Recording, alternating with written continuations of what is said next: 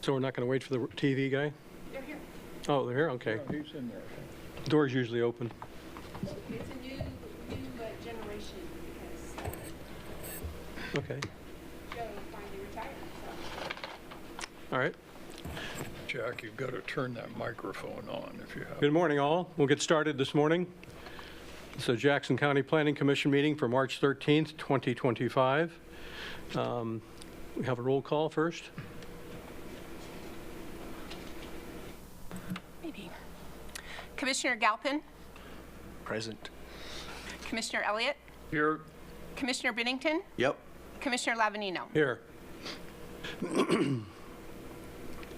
All right.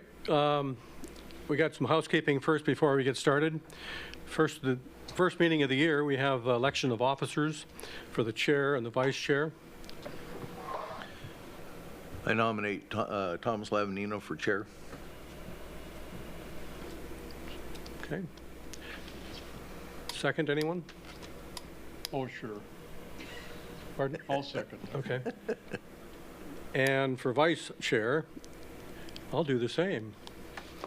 John? Brad? You're nominating Mr. Bennington? Yes, I would like to nominate Brad Bennington. I'll second that. Thank you. Okay, roll call or vote. We're going to vote on both of them at the same time. Should we do that? Did last year, We did last year. so if everybody is in agreement? Yes. Okay. Commissioner Galpin, Yes.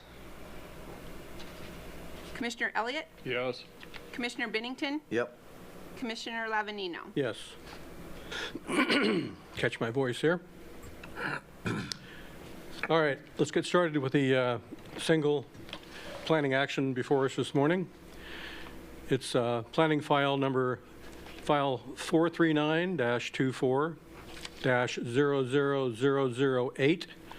439-24-00008-LRP.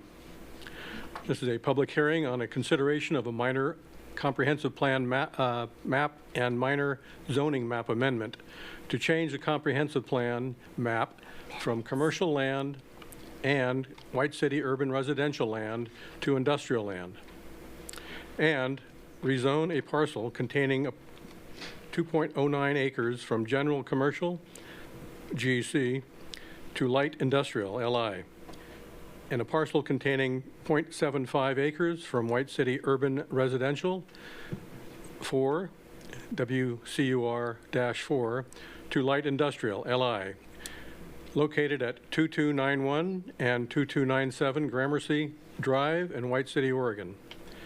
PAC Holdings, PAC, applicant file 439-24-0008-LRP. So before we begin, I am required to address a few items here. Approval criteria used in making this decision are listed in its entirety in the staff report. Please direct your testimony and evidence toward the applicable approval criteria. You may also direct your testimony to other criteria or policies of comprehensive plan, land development ordinance, or other land use regulations which you believe apply to the decisions now before the Jackson County Planning Commission.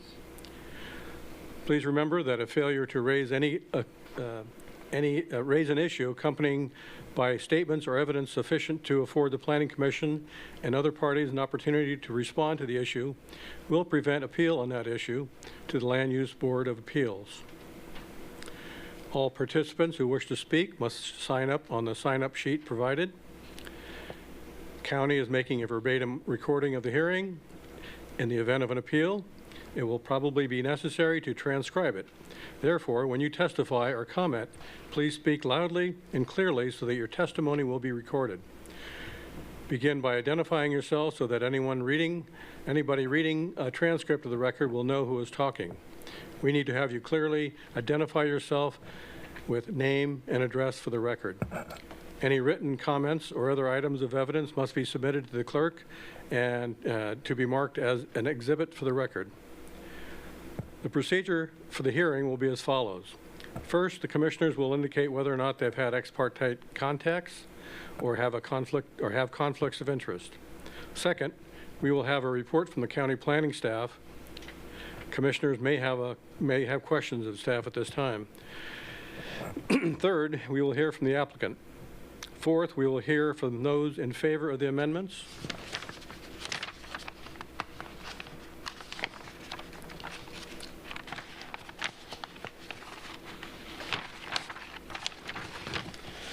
Fifth, we will then hear from those opposed to the amendments. Sixth, we will hear from those wishing to speak from a neutral position on the amendments. And seventh, the applicant will have an opportunity to respond to any testimony or evidence. Testimony from the public and agencies will be limited to 5 minutes. Anyone needing more time to testify than allotted should submit their additional comments in writing. And finally, once everyone has an opportunity to speak, public hearing and associated public record will be closed. So unless a public hearing is continued by the commissioners to a future date, the public hearing will be closed for deliberation by the commissioners. And once the public hearing and public record are closed, the chair will call for deliberations prior to making a decisions. So at this time, I guess we need to know if any of the commissioners have ex parte contacts or conflicts of interest. I have none. None. None from me. Okay, staff report from... Good morning, Commissioners. Don Cox, Planner 3, 10 South Oakdale, Medford, 97501. As the Planning Commission Chair just read, the application before you requires an amendment of the Jackson County Comprehensive Plan map and zone change. Approval of the proposal will add 2.84 acres to the light industrial zone. The subject property is located on Gramercy Drive near the intersection of Highway 62. The subject property is bordered on the east and northeast by White City Urban Residential 4, bordered on the southeast by Rural Residential 2.5, bordered on the southwest, west, and northwest by General Commercial. As stated in the staff report, the subject property has been in continuous use relating to the metal scrap intake/storage yard since 1985. The existing industrial use will become conforming to the zone as a result of the proposed minor comprehensive plan map and zone change.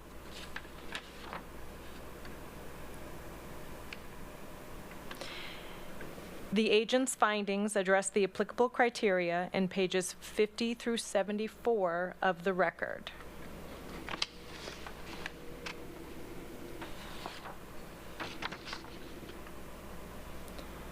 Staff concludes evidence submitted by the applicant supports a minor comprehensive plan map amendment and zone change. Are there any questions of staff at this time? Sure. Okay. It says, well, maybe it doesn't say. Gramercy Park, I think, is the main entrance now for this particular use. The metals yard is now separated from that. Correct. So what's the load limit on Gramercy Park? Is that, We have, let's see, roads comments in the record. I didn't see anything there, so that's why I'm asking. Okay. Let me double check for the roads comments and see if it's listed in there. If not, I'd like to defer that question to the applicant. Well, if you want to do that, that's fine. Are you, Okay. Mr. Former, can you answer that? For transportation vehicles. Standard county road and 2 paved lanes, there are no bridges or culverts across. Well, I guess There's no load limit. do you want me to talk to him or Yeah, not? well, we'll wait until you I'll get to wait. the Yeah. speakers so we all can hear recorded. So I have another question. Sure.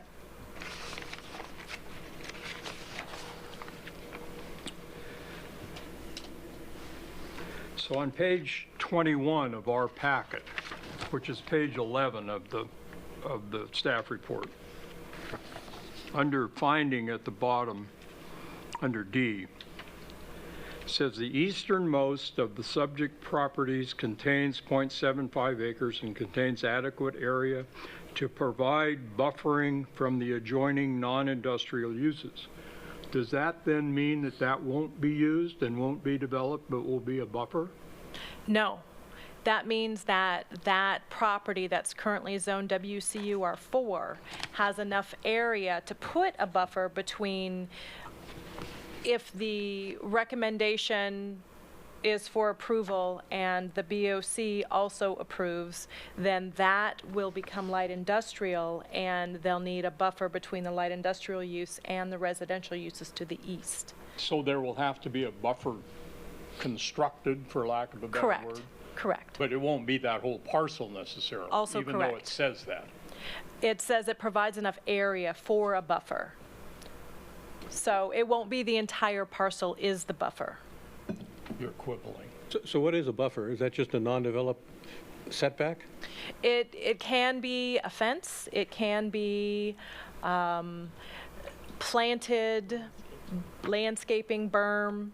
So it depends on the development, and that's a different application. So the buffer will be determined upon the type 2 site plan review if, again, if this is approved at the BOC level for the zone change. We're not proposing any development Right. today So or then development that would be standards. separate. That's correct. And please, this is an aside. Okay, You're a different person now. I am indeed. Congratulations. Thank you. Well, not really. She's still the same. Hold it. That's enough. I'll ask Mr. Warner the other question. Okay. Any other questions from any other commissioners? Hearing none? Thank you. Okay. I didn't do the approval of minutes. I think we can either do that now or afterwards. At the end. All right. Not in the script that way. So I'm going to open the public hearing and accept testimony from the applicant.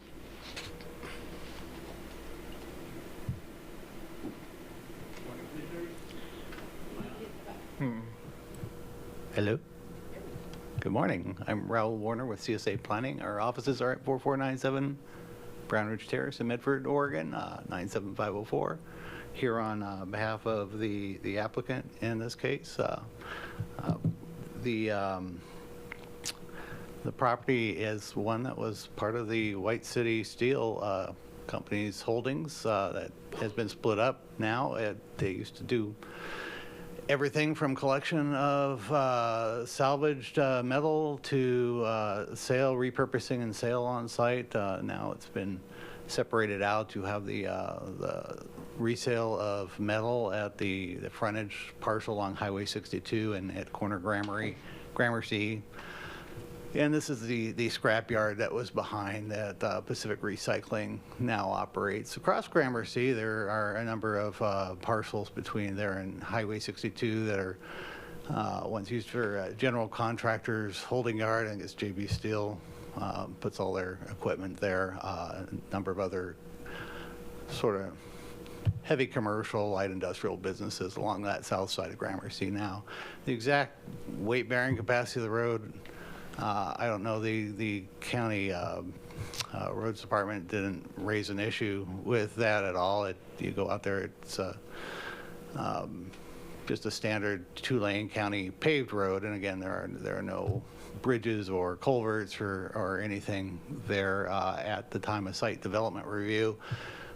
Typically, the county, if they need any frontage improvements or something very local to the site, they'll request that, and it'll be improved as part of the site plan review.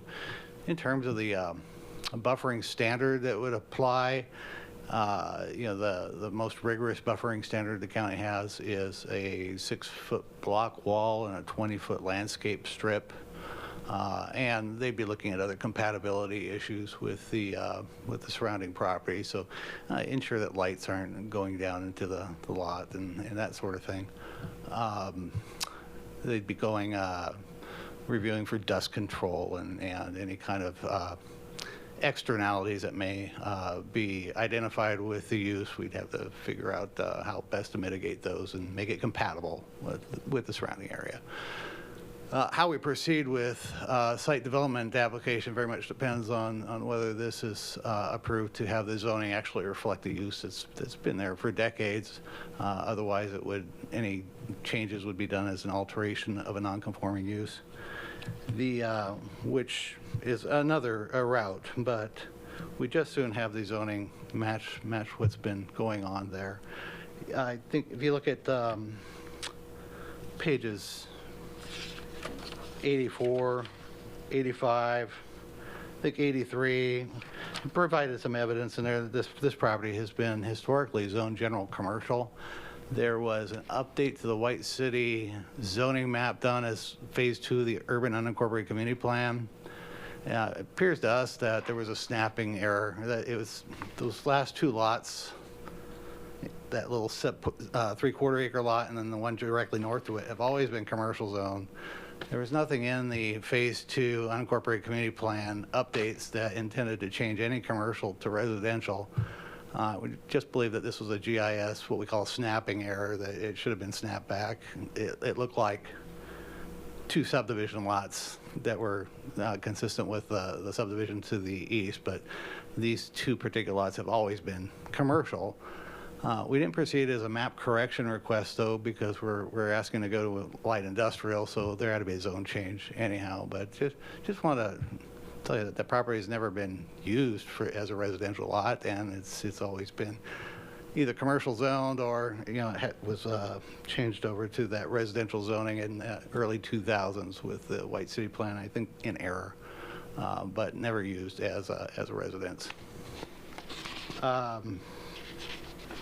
That's kind of the bullet point version of our application to you. I just stand for questions if you have any beyond what's been requested, and point out again, this is a business that does provide an opportunity for people to bring their scrap metal to and recycle it locally, and that's kind of business I think we ought to be promoting. So, Mr. Chairman, so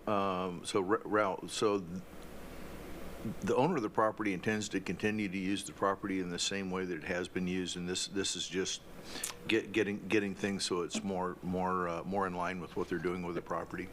Right, and they want to be able to apply for a site plan review with the county, get a site plan of record on file, and that'll include the landscape buffering improvements and any access and frontage improvements the county may need. So just making things more better, huh?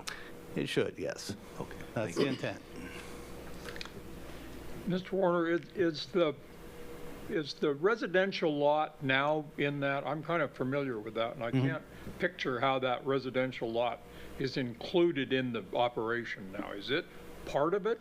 Yes, you wouldn't be able to tell when you walk through the yard where the property line is. You can't walk through the yard. It's really full. Yeah, it's a circular route, Yeah, so they've gotcha. got things arrayed, and then the center is. So it's already being used. Yes. So a buffer would detract some from what's there.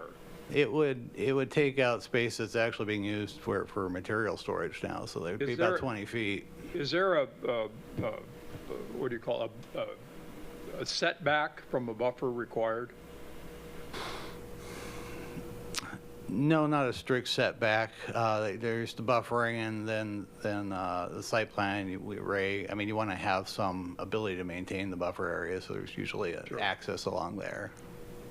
So that it gets pretty high. I know the scrap things. Is there any rule in the buffering requirements that is a visual buffer? So there are discretionary provisions in the code where the county may find it appropriate to require additional buffering. That type B buffering is prescribed between the uses, so that's just an automatic, and then anything additional the county may feel is necessary to make the use compatible. So I'm leading up to something here I don't really want to lead up to, but I'm going to anyway. Why would you go through all this when you can continue as a non-conforming use unless your intention is to create light industrial across the street also? Across the street. Yeah, the applicant owns the parcels across Gramercy, right? No. No, the applicant owns the 2 lots on the north side. Oh, so the other one's been split off? They were never part of the property. White City Steel did own some of those properties in the past and did use them for various parts of its operation, but those Okay, aren't- so even though those are kind of owned by the same, they're all in separate ownerships now. Okay. They've all been spun off and sold, and they're repurposed to other businesses. so just drop that part of it then. Why would you go through all this when you can continue on as you are? Well, for purposes of financing, for example, it's good to have, not a non-conforming situation, but a use that's allowed in the zone. It's pretty important to banks, so going in for permits instead of having to always file an alteration of a non-conforming use request, we can just file a site plan and apply the standards applicable to the LI zone. Okay, thank you. It provides more certainty. So I noticed it's serviced by Rogue Valley Sewer, but it doesn't have domestic water plumbed into that road there. That's surprising for light industrial or general commercial or even residential. I mean, Yeah. everybody's dependent on individual wells.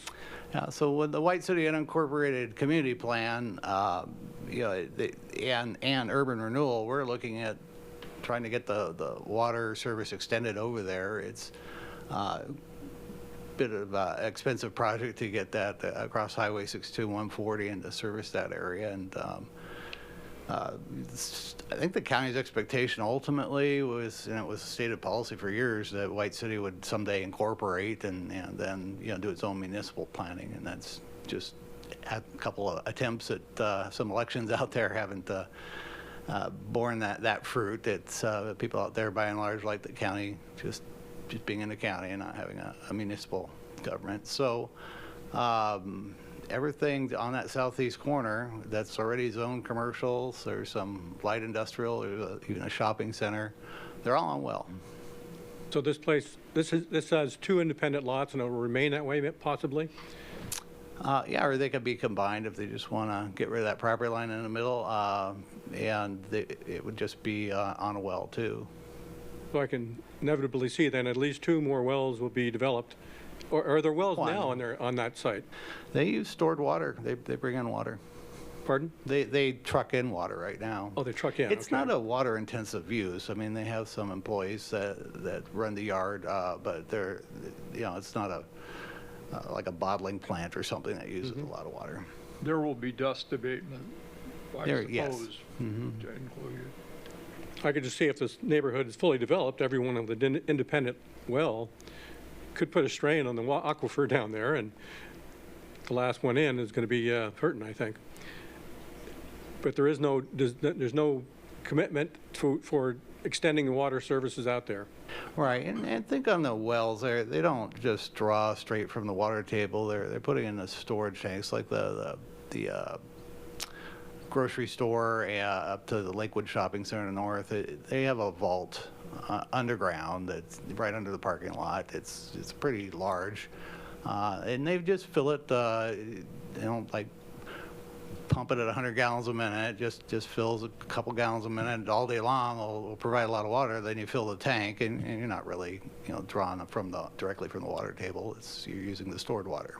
So that would be the plan here possibly, is have Possibly. It depends on the structural and fire code needs. If they need to have sprinklers, for example, they're going to need to have a water vault. I just find it almost unacceptable, or it's surprising, I should say, that they don't have water service out there, and they want to develop it, so.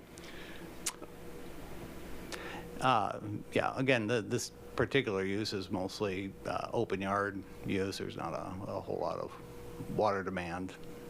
That's the use. And certainly the general commercial, is, which most property already is, already has probably more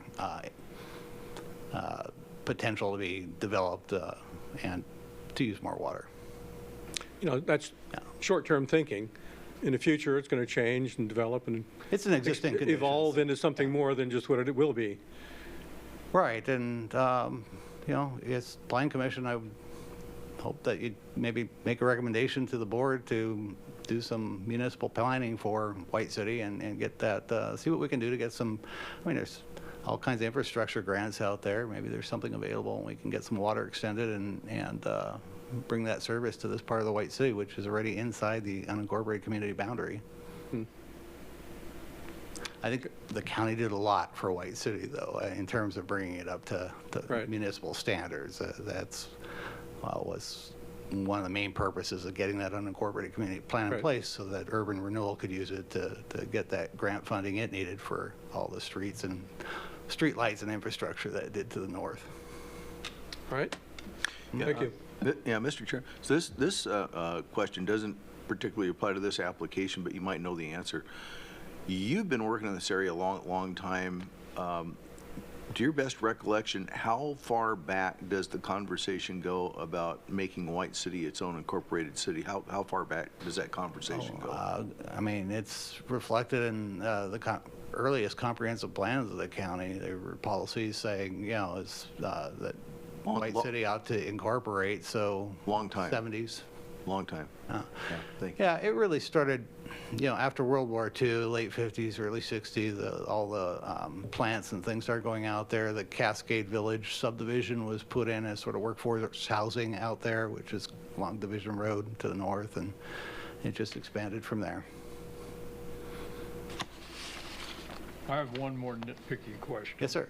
On your report, page 5, and it's on page 34 in our packet, it says, yes, under the question, are there agricultural class 1 to 4 soils? And I've never seen any soils like that out there. Is that true, or is that a mistake? You need to understand that that's a state's definition of agricultural soil, which is broad and encompassing. Goal 3 doesn't apply inside the unincorporated community boundary at all, but if this were outside and the county were determining what the appropriate zoning would be, and they were to look at that soil composition, that's part of what would go into a decision perhaps to designate it as EFU zone. But does it actually have some 1 to 4? Agate Winlow is a complex soil that has a combination of Winlow and agate soils. The Winlow portion of it, which is the mounds, the soil on top, is arable and considered class 4. The Winlow, which is the troughs in between, is the hard pan. That's not farmable at all. But it's so interlaced together. It's you know, you've got this weaving that goes through that they can't separate it out. So is Agate Winlow together rated? It said as a managed unit, it's considered a class 4. Okay.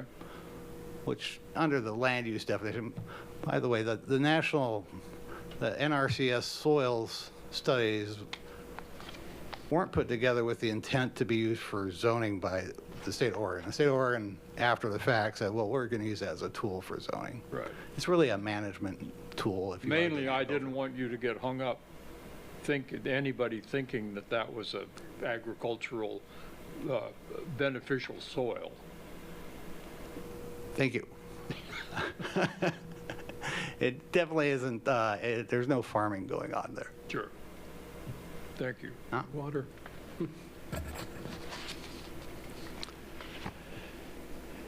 Okay, any other questions for Ralph? I'll reserve time for rebuttal, please. Thank you. Permitted? All right. At this time, we'd like to accept testimony from the public. We have one other person ready to speak, Terry Johnson.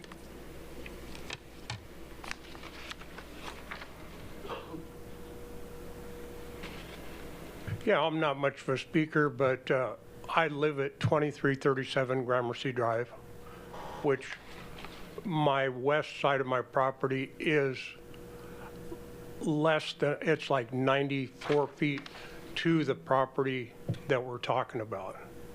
But furthermore, I've been there 6 years, owned my home, and when White City Metals had it, he had water trucks, he had sweepers, he actually had a pull-behind magnet. He really was involved in keeping it pleasant for the residential places. And then when Rogue took it over, it turned to a dust bowl. And then Pacific came in, and it remained a dust bowl.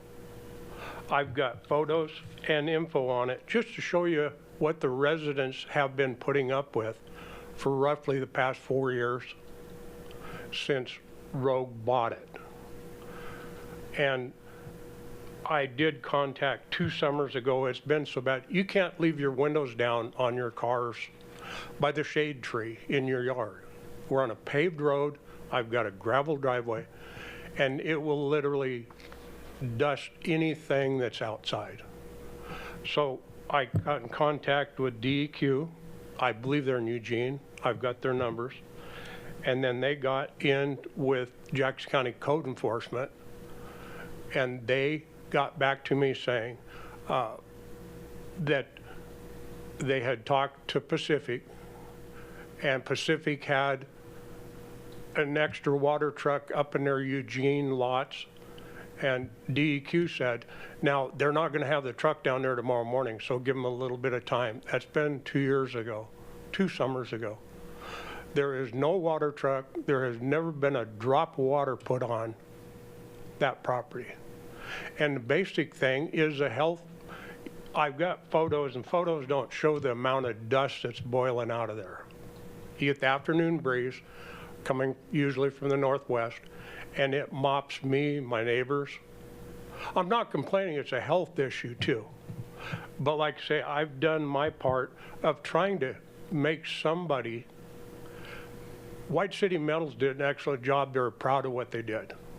They kept it watered, swept, dragging their magnets, and there's trucks that come out of there even now in the winter. Instead of going out to Highway 62, which is under 100 yards with no residential, they'll come up Gramercy, clear around to Mary Lane, where they're going to go up on 40 or whatever. They'll track mud, rocks. I've had 3 or 4 flat tires with nails in them or screws. I've got one in my pickup right now, I noticed a couple days ago. But that's what I'm concerned about, is the environment, you know, good neighbors, and everybody tries to keep their stuff clean. The neighboring property to me, 2313, is owned by, I believe they just did sell it, but by Rogue. Rogue bought it about 4 years ago, 3/4 of an acre. And it's been, the front yard been mowed once, but then he completely filled the back of it with equipment and piles of stuff. It's been a rodent mess since, for me, okay? Through the enforcement people, I said, that's urban residential. Well, they made him remove all that stuff out of the back, and that to comply with residential. And I've got pictures of it currently of what's in the backyard over there. They've been a free-for-all, do whatever they want, and no responsibility for neighboring properties. That's what my complaint is. And here's photos. Here's the code enforcement, DEQ in Eugene, and replies of what I'm saying here is on these. If you'd, I'd be nice if you'd look at it and consider it. Okay. Hopefully it sounds like it's going to get better. That's all I want. So relating to the application at hand this morning, what is your position, or what's your opinion on that? Well, the way it has been, it sounds as though it's going to get better. But the way it's been, me and neighbors around there live in a dust bowl. which is not good for health or anything else. So I'm saying, I'd like to see it right now, the 3/4 that's in the thing here now, they want to make commercial. They've been running it commercial however many years they bought that piece of property. I got dumpsters and stuff with under 100 feet from my house. Well, a little over 100 as far as property lines. But they'll go over there and dump stuff in and dust boils out. There's photos of it. So I understand it then, originally, well, not originally, but my recollection, it was White City Metals Yes, that evolved into Rogue something, Rogue Holdings or Rogue something? Metals. Rogue Yeah. Metals? And now it is Pacific Metals? That runs, Rogue ran the scrapyard part, the whole works, which he didn't water. He would oil down his driveway at his business on the new steel, but could care less if they were Right. creating tons of dust. But it sounds like your issue is with Pacific Metals now. Well, That's- yeah, That's who you need to address, not which what we're talking today, but, that's who I addressed and even went through DEQ right. and the planning. The plan enforcement, DEQ, the last I heard from 2 years ago, they said they're in link with code enforcement, and DEQ said they'll demand get the water truck in there. There is going to be no dust leaving the properties affecting neighbors, and nothing has ever been done. Okay. So, do you have a map of this application, sir? Yes, Is the residential lot that's included in this application the one you're talking about, or is it another lot that you're it's talking? that lot which is being used by Pacific Recycle currently. Yes. Okay, so it's not another lot close Correct. to you. Right, it's still, which they're trying to turn it into commercial, Gotcha. They're trying to But- turn it into industrial. but they're using it, they've been using it for years as commercial anyway. It's Right. packed clear to the fence. So, your desire is mainly dust abatement? Is that That- correct? The mud in the road, you know, it's, So track out, dust abatement, things like that. sure, they, Pacific did hire a street sweeper. He comes in on Sunday mornings, sweeps from Crater Lake Highway to their entry lot. And we've got gravel, mud and stuff clear up around, at times in the winter, on Gramercy, clear around to Mary Lane, But they only clean it up one day a week or one time a week. just in front of their business. But like I say, when the trucks, instead of going out the highway, which they should, they'll drive down our residential all the way around over to Mary Lane. Dawn, isn't there a county ordinance about track out? So these details would be handled at the site plan review level. And yes, track out and the other conditions that would be standard conditions of approval standards met for a site plan review application. And neighbors, if it's a type 2 application, neighbors are going to be noticed again, so you'll know when they're taking the development step to put parameters on it, and those parameters are going to include the buffer yard, and they're going to include comments from roads and standards from the roads department regarding track out. But those details are at a different level, at the development level. This hearing today is specific to the proposed comp plan amendment and zone change to industrial. So the map on the wall shows that the property's half general commercial, the one parcel 400 is general commercial, and then the other one is residential. So what today's hearing is to get an amendment to have those both zoned light industrial. So the details of the dust abatement and track out would be taken care of at the development level when they Right, submit and for sitting site. here listening, that's all I want to see is an improvement. Nothing has to be chrome plated there, but where they're making some form of efforts. surrounding. I've had 2 neighbors pass away last year. One straight across from their entry, Jeff's wife, Stan Alexander, which is Valley known, he passed away 5-6 months ago.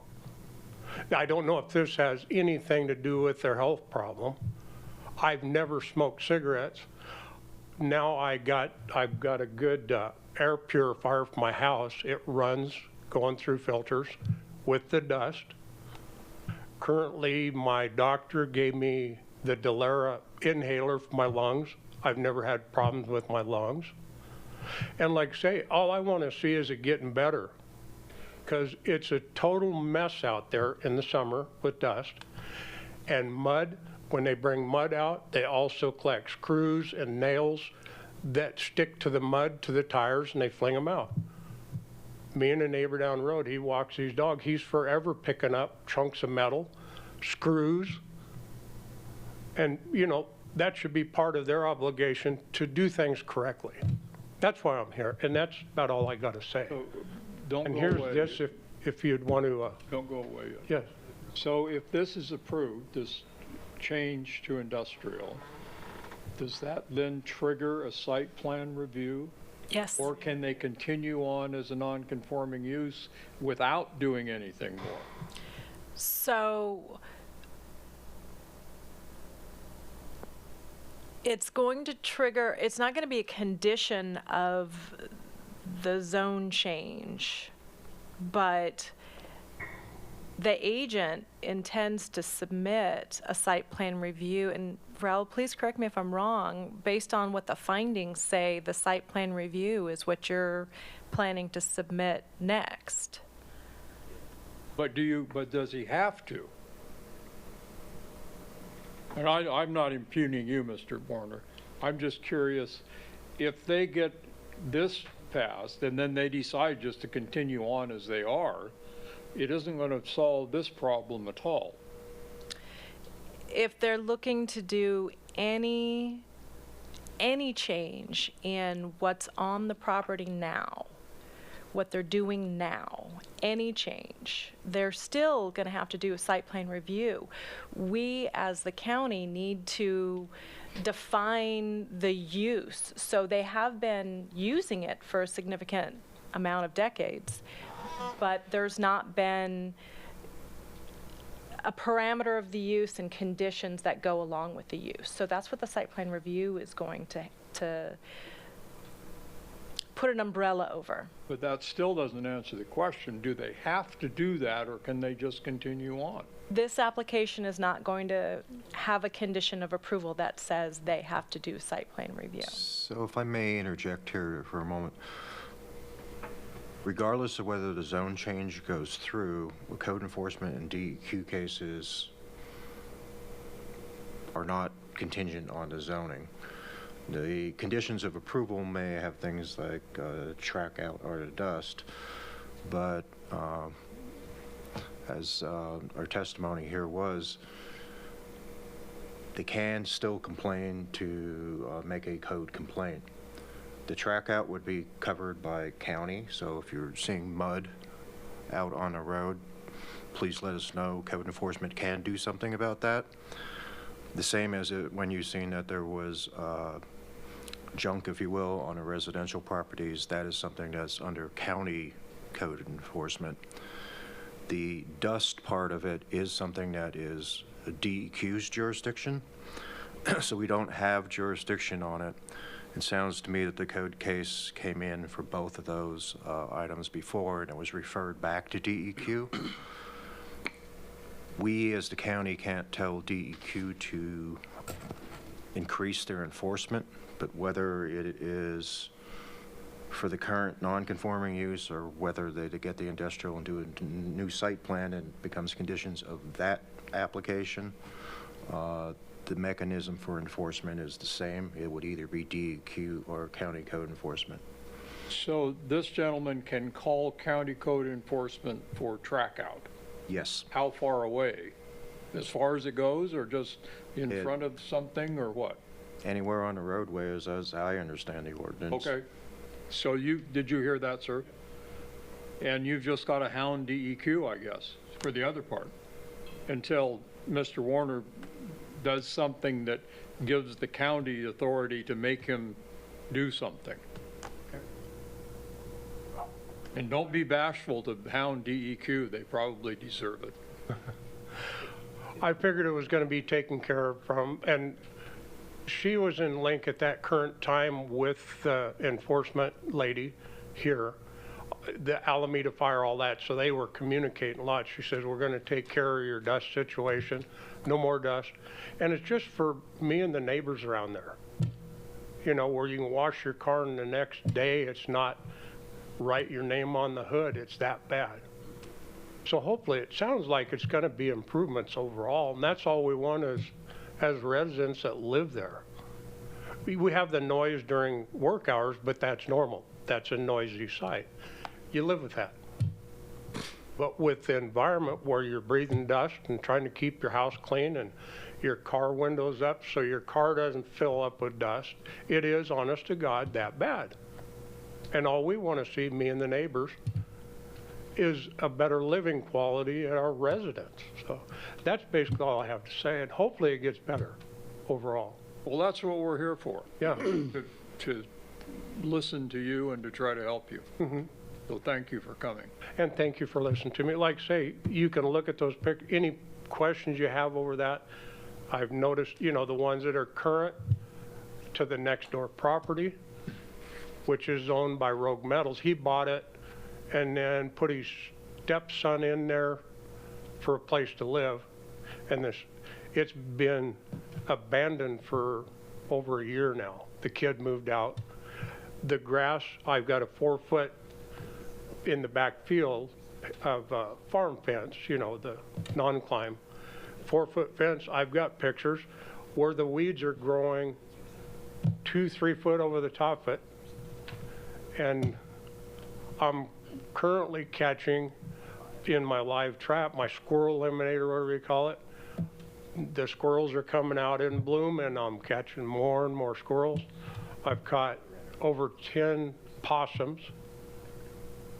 The feral cats next door to me, which doesn't pertain why we're here, I automatically turn them loose out of the live trap because they're living in the abandoned place next to me. So it's been a mess. But the main thing is just the environment where you're not breathing dust and going down the road and picking up mud on your,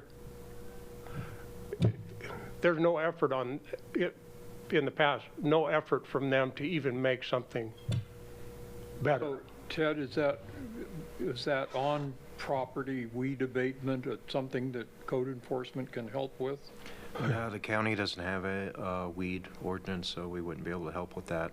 The only suggestion I could make is possibly in the summertime, if the weeds get too high, you might let the fire district know. Yeah. But we don't have anything for, the cities are usually the ones that have the tall grass ordinances. We don't have that in the county. Right. And it's fire danger, especially this last summer. If we would have got a fire northwest of my place, it would have took my place out. Yeah. Even around that house, the grass was 3-4 foot. There's photos there, which doesn't pertain why we're here today, but that they at least make a good attempt for the residents around there. Yeah, and it's kind of a gray line there when I say that the taller weeds possibly contact your fire district. That's because they have purview over commercial and industrial properties. They do not have purview over residential. So if it was a residential neighborhood, which the residential, like they couldn't mow the back behind the home right now. There's photos of it. There is stuff scattered and stacked all over the back 3/4 part of that acreage.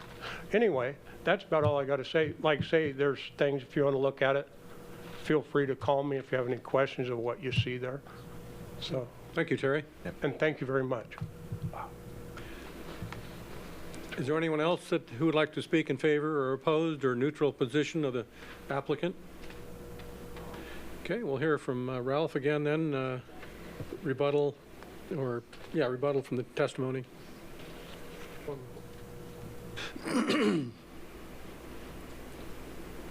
Okay. Thank you. Actually, it's good that Mr. Johnson came today and spoke. Certainly issues that we can address in the site plan review application, and identifying all the types of external impacts that are happening is important so that we can develop a plan to mitigate. They do have a sweeper come out every week, and Sam Arnold, the operations manager for Pacific Recycling, is here today as well, and he heard everything Mr. Johnson had to say. And Mr. Johnson, you should get Mr. Arnold's card, because if you want immediate response, he's the guy to talk to. Get his phone Right, number, right. Mr. Johnson. So he'll make it happen. He's the regional operations manager for Pacific Recycling. They have yards in Klamath County and up in Lane County too. So they do have the resources to make things right. They want to do some hardening on site and get some pavement in there for routes to avoid that track out issue. Mr. Arnold did say that he'll talk to the sweeper and just have them extend their scope. Right now, they're just going between the subject property and Highway 62, but they're very agreeable to just having them go on down Gramercy.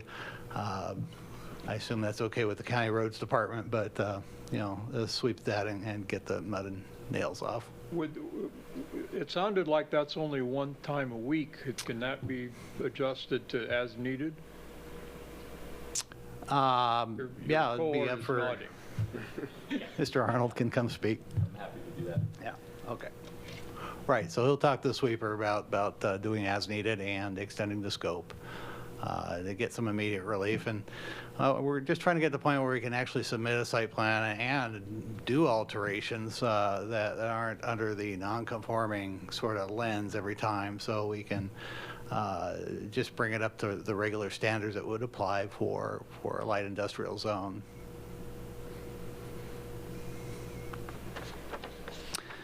And then, by the way, the intervening property between Mr. Johnson's and Pacific Recycling is owned by Mr. Throop, who sold the property to Pacific Recycling. He's the owner of the Rogue Metals. So yeah, there is a for sale sign out there, and I strongly encourage our client to acquire that property so they can manage it and actually have a little residential buffer in between, if that's So- at all possible. Part of what he was talking about is outside of your, Yes, Your yeah, it's the purview. property in between. I think that he was talking about the weeds in the back. There isn't really any vegetation on the subject property. It's all scraped.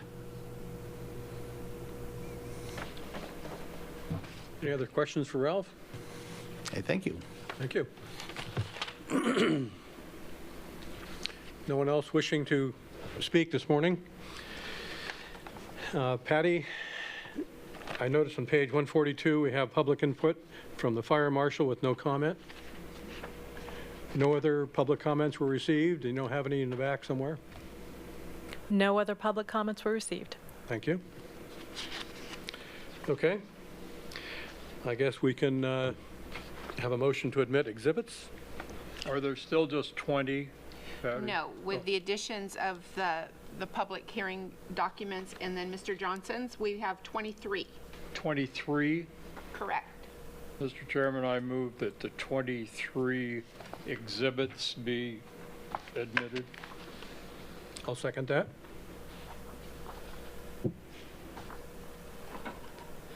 Commissioner Galpin, Yes.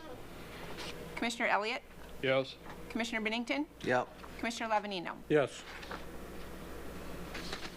Mr. Chairman, based on the evidence and testimony, I move that the Jackson County Planning Commission approve a recommendation for approval to the Jackson County Board of Commissioners to approve planning file number 439240008 LRP to allow a minor, to allow a minor comprehensive plan map and minor zoning map amendment to change the comprehensive land map from commercial land and White City urban residential land to industrial land, and rezone a parcel containing 2.09 acres from general commercial to light industrial, and a parcel containing 0.75 acres from White City urban residential 4 2 Light Industrial, located at 2291 and 2297 Gramercy Drive in White City, Oregon.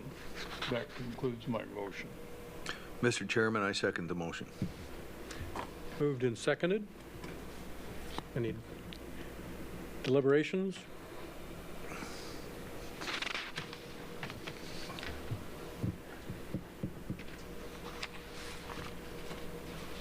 Hearing none.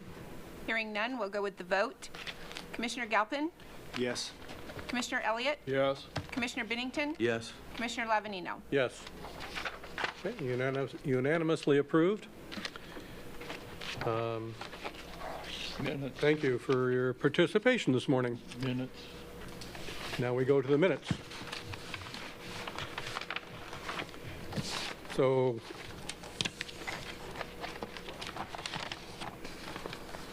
October 24th, 2024. Anybody have comments on the minutes? I'll make a real petty one, Patty, that page 3, just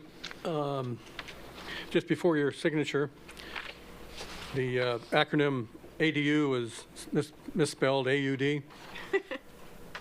Minor, but keep you honest.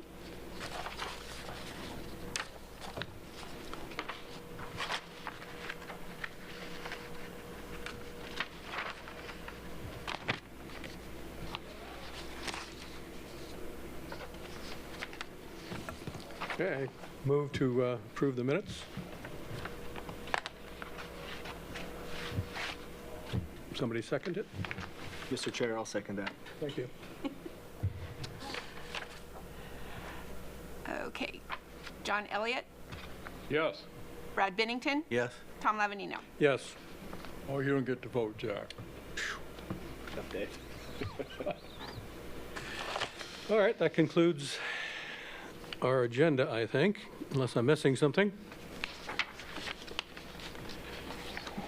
How about upcoming planning meetings and updates from staff?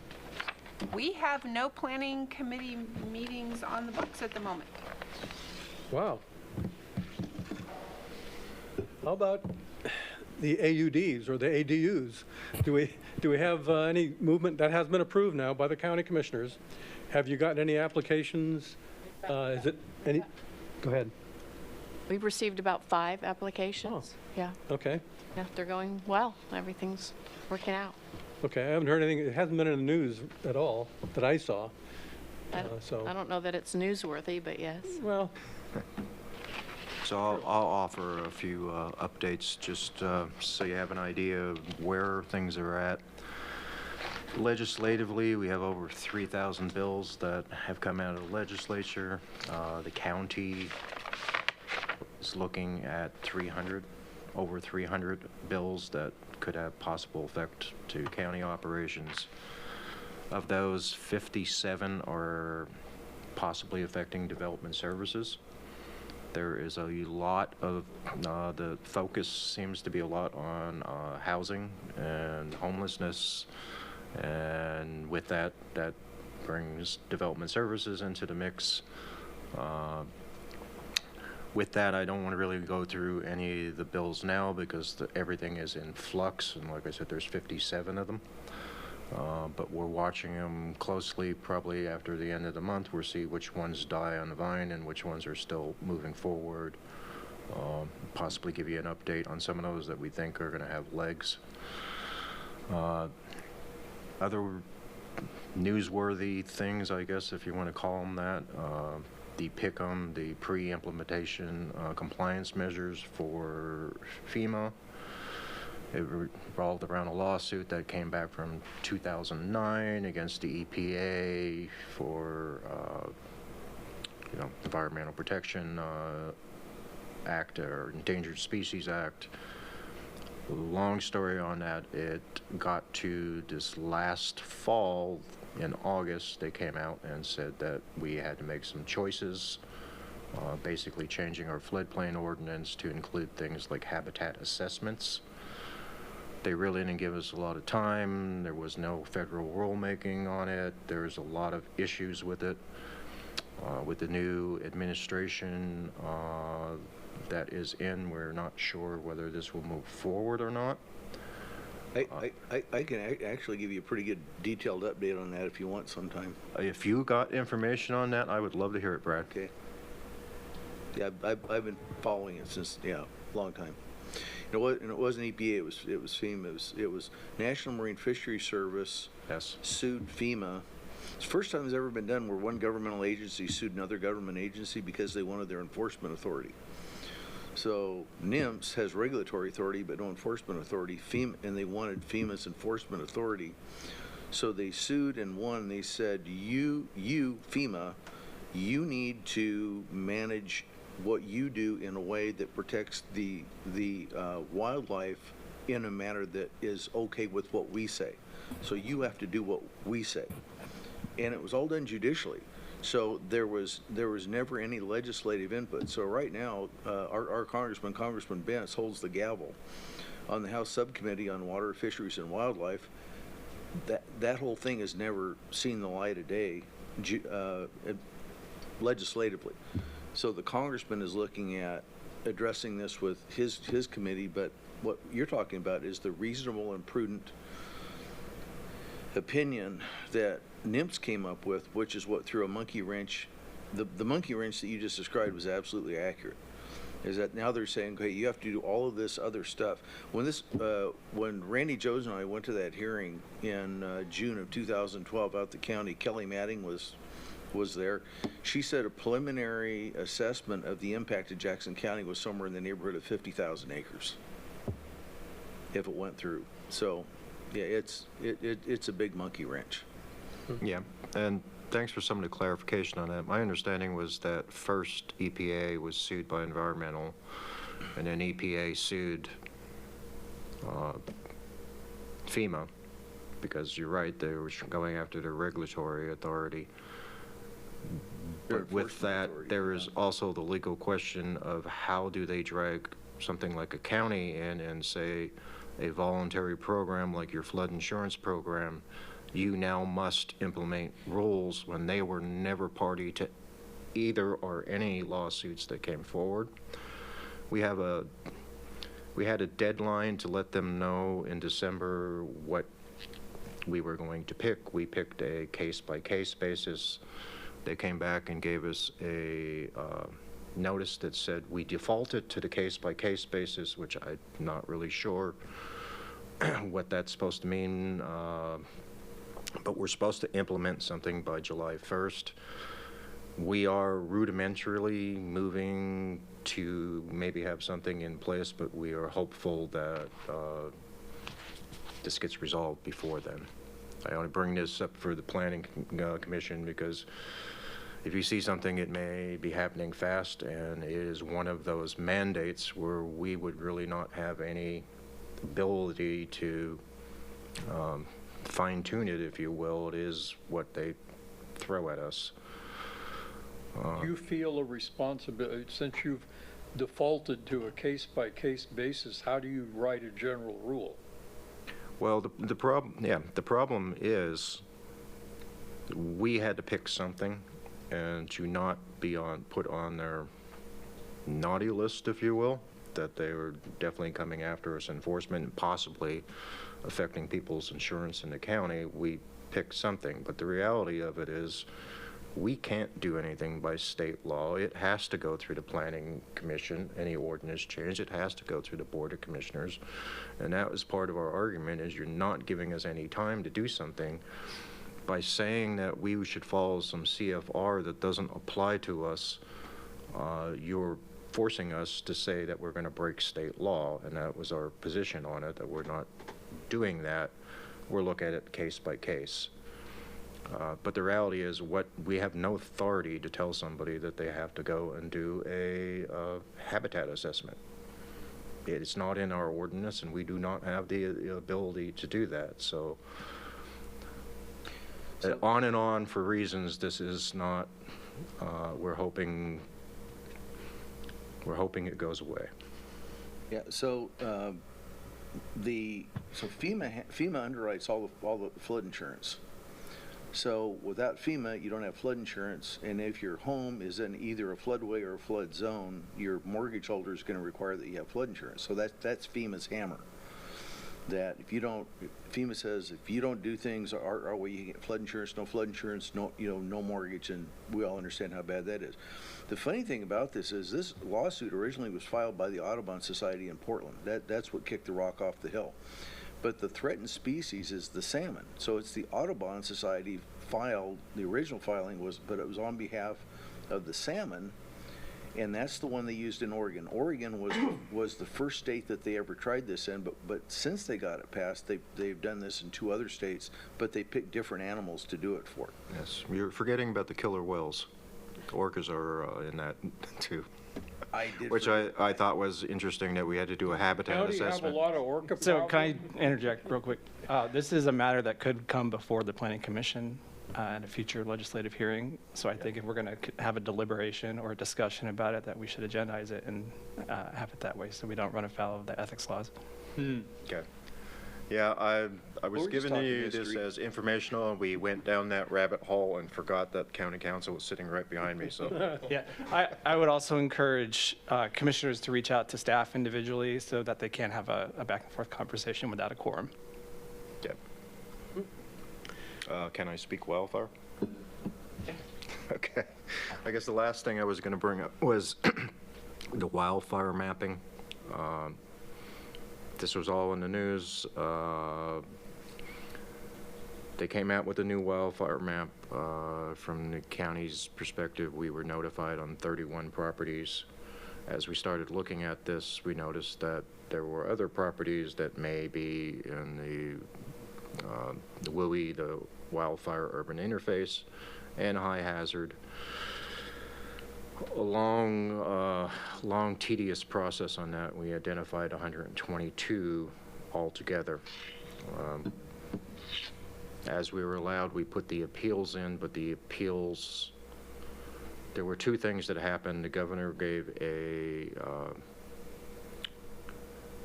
press release and said that the appeals would be put on hold, and that it was kind of misleading because it said the appeals were put on hold, but they weren't actually put on hold. The process is if you appealed, the hold was it would not go to a hearings officer for the contested case because that's the procedure they were using. So we still needed to put the appeals in. So there's 122 appeals there, but it is also something that other property owners may not be aware that they were either within both of those or that their neighbor is or they have the ability. I know that when we put the forms in, there are all sorts of issues with the forms, like you can't attach things unless you have Adobe Pro. There's all things where an average citizen would find this process onerous. The governor's press release on that was based on the fact that they think, and this is, we don't know anything happens until it actually happens, but that the legislature would be repealing these maps. Have not seen a bill to that effect yet, and we're running out of time, but that's the part of it. Not repeal a part of it, repeal the whole thing. Repeal, Is that what your yes. understanding? Repeal the maps, and there would probably be something that would get thrown back to the county that we don't know yet, but the bill's not out there, so we can't even assess. But at where it would be. least take the map out of play. Yeah. General consensus seems to be, and Brad, you know legislature well, the general consensus seems to be that the state may pull the maps, repeal the maps, and then turn around and say, county, you deal with this. You don't like our maps, make your own. We already do have maps. We already have, defensible space requirements for new development, and Which existed before the maps were thought of. exactly. So coming attractions there, and like we said with the legislative stuff, there were actually some things that we had thought we would be moving on this year that were part of our work plan from last year And now with the legislative changes, those things, they've changed. So moving forward with the things that we talked about in a format that they were probably is not a good idea at this time. We need to see where the legislature lands on things again before we start bringing things to you that we know by the time you may approve them, there's probably going to be other changes made to them. So another reason why your schedule is a little light right now, because we just don't know what's coming up. So I got 3 quick questions. You addressed one of them, talking about the work plan. You're talking about the work plan for 24. We need one for 25. We're 2.5 months into the year. We need to schedule a meeting with the county commissioners for our annual visit and have a work plan to agree to at that time. Is there any date set yet for that? no, there's no date set. I know one year we had it, we were joking because it was around Halloween, and then I think last year we had it early on in the year. With this being the long legislative session, and because everything's in flux, I would propose that we probably wait until after the legislative session is done so that we have an idea of where we landed on some things before we start making that work plan, because there's definitely going to be some legislative things in there that are going to affect the Planning Commission. What month is that? June. They have to have Half a year into it, okay. Yeah. They have to be done in sometime in June, and the bills have to be in committee by the end of the month, and then sometime in April we'll find out for sure if they made it through those committees and whether we have something that's still viable out there to get through the legislature. So you're suggesting hold off with our annual meeting with the commissioners until that point? Yeah. Okay, and the third point I had then was we got a new planning commissioner, Jack Gilpin, now, and I haven't heard of any training opportunities coming up in the last couple of years, but it'd be nice to revisit that maybe and look into some possibilities for formal training for all of us. Jack? I'm going to throw county council under the bus here. I know we had some training coming up, and then there was a DOJ opinion. If I'm mangling that, please. The state help me out decided here. that they had to approve the training before it would happen. So I'm happy to meet with commissioners on an individual basis to just talk through questions you might have and talk about what laws apply, what the role of the Planning Commission is. In terms of the public meetings law training, we had one queued up for you guys, but then the state passed a rule that said that the state had to approve the training before it happened. So we've been working on it, but we just haven't gotten there. Once again, it's the state's fault. Okay.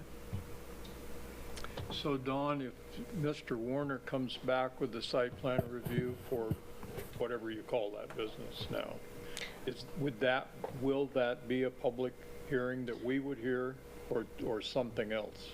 If it's a type 2, it will be a public hearing that you will not hear, but a hearing is available as part of the process. So if the neighbors say, hey, I don't like whatever the tentative decision is, it's a administrative type decision, so staff will review it, prepare a staff report for tentative approval or tentative denial, and then send out notice. So, and that's if it's a type 2. If it's determined based on the LDO that it's a type 1, then that's just done in-house. That's not, neighbors are not notified. So, and that doesn't have a hearing potential for it outside of type 1s right now. You can take to LUBA, and that's the only hearings body for a type 1 that's available. So what would you suspect this one might be? I don't want to hazard an exact guess. It could be a type 2. I understand that you don't know, but it seems to me, since this is essentially abutting a residential area, that we owe the residential area a chance to speak. Understood. If it's a type 2, they will have that opportunity because they will be in the mailing for not only notice of acceptance, but also notice of tentative decision. And does the type depend on what Mr. Warner applies for? Absolutely, absolutely. We have thresholds in our code in the LDO, and if it falls below a specific threshold, then that separates the type 1 from the type 2 from the type 3 and 4. Can they do it incrementally to have several type 1s rather than one type 2, for instance? That, it really depends on the details. Having multiple type 1s isn't going to work because that would be multiple uses. So if they go over the paving threshold or the construction size of the building, that type of thing, that's what's gonna, if they're gonna put up a building, it's gonna end up being a type 2.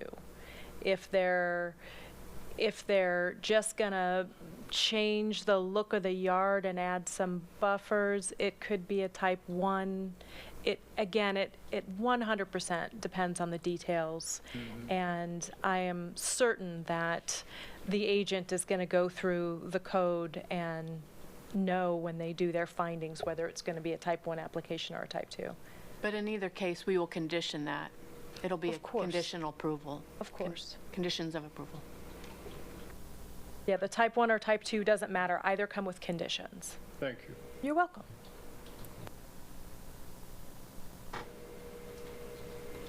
Any other questions? I've got mine answered. I guess we are adjourned. Thank you.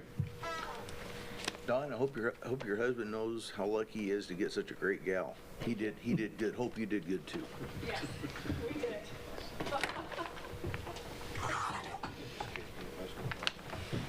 Have you known this nerd long? 10 years. Oh, good on you. So you pretty well know them. Yes. Oh, good. Yeah, our 10th anniversary of our first date is Friday. Did your mom meet him? Oh, yeah. She liked first question. Oh, yeah. That's always a good sign. Oh, absolutely. Moms are smart on stuff like that. It only matters